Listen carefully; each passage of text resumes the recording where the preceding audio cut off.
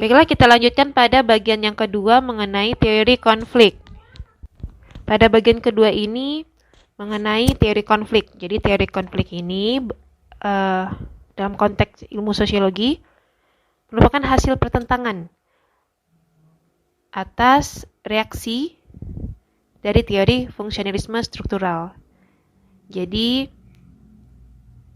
dalam teori konflik dia menjelaskan bahwa masyarakat itu sebenarnya selalu berada dalam kondisi bertentangan, berseberangan, berkonflik secara terus-menerus yang ada dalam masyarakat. Apakah itu karena masalah faktor-faktor sosial, bidang-bidang kehidupan, ekonomi, sosial, politik, ataupun konflik karena memang faktor SARA, kebudayaan, pertentangan keyakinan, ataupun adanya politik adu domba dan segala macam karena adanya kepentingan. Nah, dalam teori ini tokoh utamanya adalah Ralph Dahrendorf. Teori konflik tidak hanya diprakarsai oleh Ralph Dahrendorf ini, tetapi juga ada Karl Marx, kemudian juga ada dan juga teori konflik oleh Louis Courser. Jadi ada perbedaan. Nah, jadi turunan dari teori konflik pun juga banyak. Versi siapa atau menurut sudut pandang siapa atau perspektif tokohnya siapa.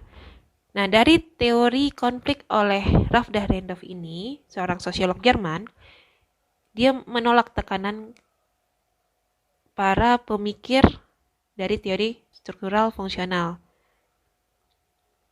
Jadi dia berlatar belakang dari teorinya dari Karl Marx. Jadi yang dianalisis itu adalah struktur sosial, bukan budaya. Teori konflik oleh Ralph Dahrendorf ini dia menekankan bahwa teori konflik pada masyarakat modern itu terbagi atas dua, yaitu adanya kelas manajerial dan kelas buruh. Kelas manajerial itu kelas pengelola perusahaan atau dalam organisasi. Sedangkan buruh atau kelas pekerja yang berada pada lapisan bawah perusahaan atau bisa dikatakan juga karyawan. Nah, pada pertentangan dari teori struktural fungsional ini, teori konflik dia menjelaskan sebenarnya keteraturan dalam suatu masyarakat itu hanya disebabkan karena adanya tekanan atau paksaan oleh penguasa atau kekuasaan yang berada pada golongan yang paling atas. Jadi, kalau teori struktural fungsional itu familiar dengan konsep fungsional disfungsi, kemudian ada teori konsep ada konflik. Fungsi manifest dan fungsi laten, dan juga ada equilibrium atau keseimbangan. Sedangkan teori konflik itu dia familiar dengan konsep wewenang dan posisi. Jadi kedua ini merupakan fakta sosial. Nah, ingat yang saya jelaskan yang pertama tadi, karakteristik dari fakta sosial itu dia bersifat eksternal dan memaksa. Nah, ini dia. Ini dia maksudnya. Eksternal dan memaksa. Adanya pemaksaan kekuasaan, kehendak kekuasaan atau penguasa terhadap golongan bawah. Karena adanya wewenang dan posisi yang unggul tadi. Itu dia.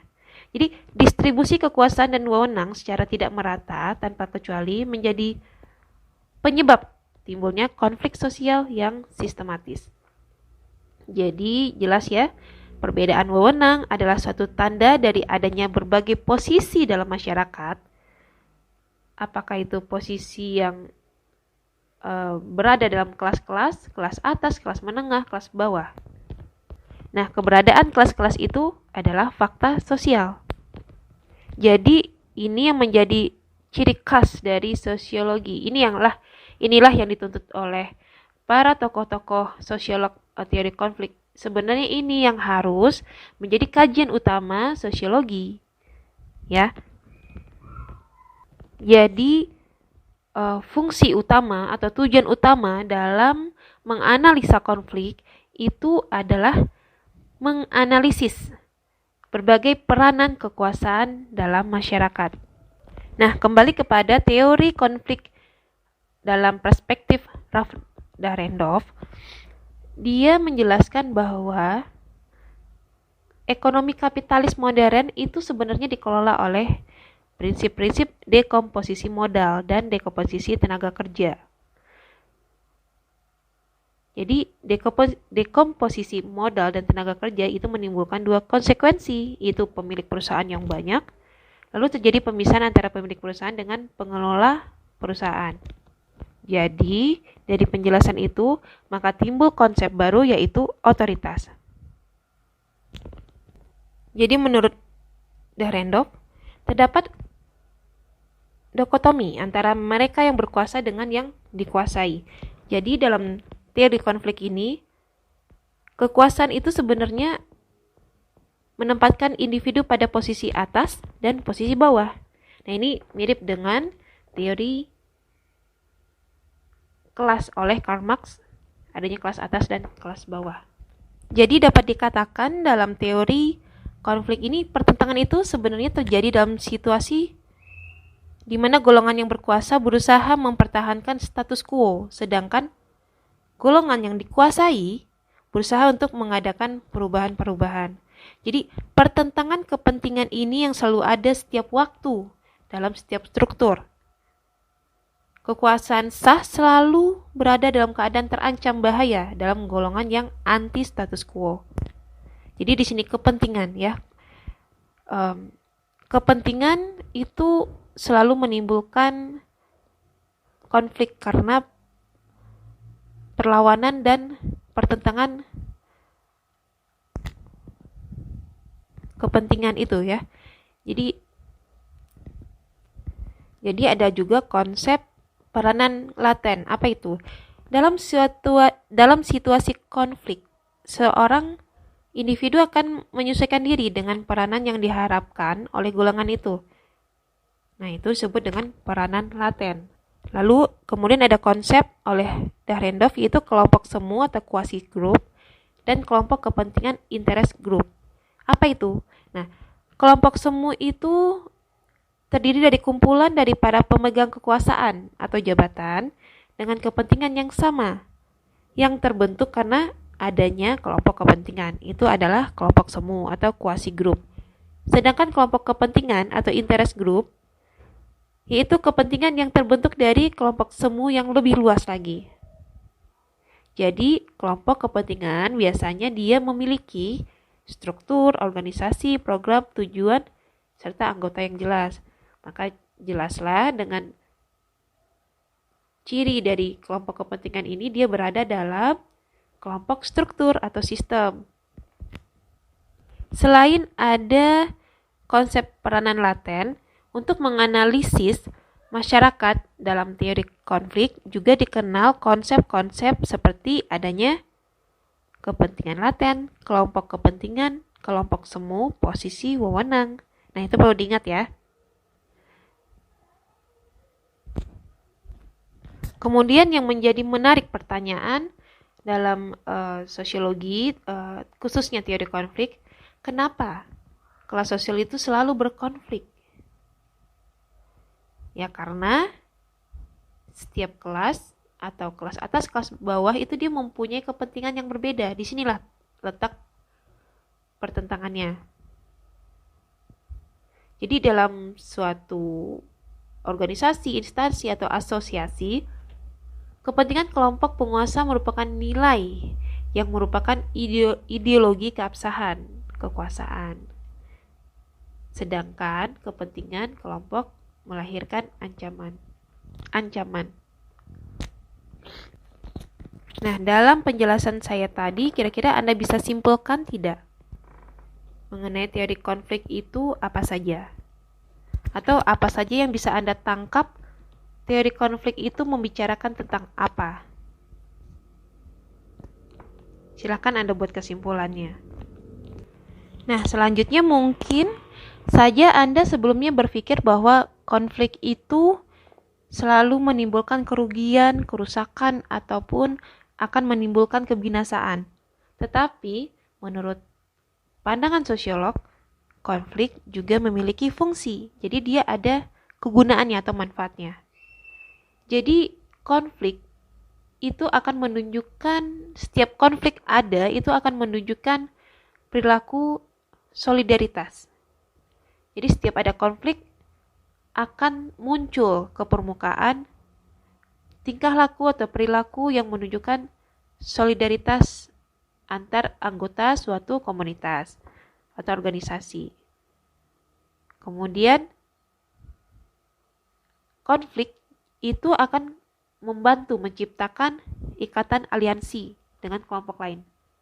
Jadi bisa bayangkan jika suatu kelompok itu atau organisasi tidak ada konflik.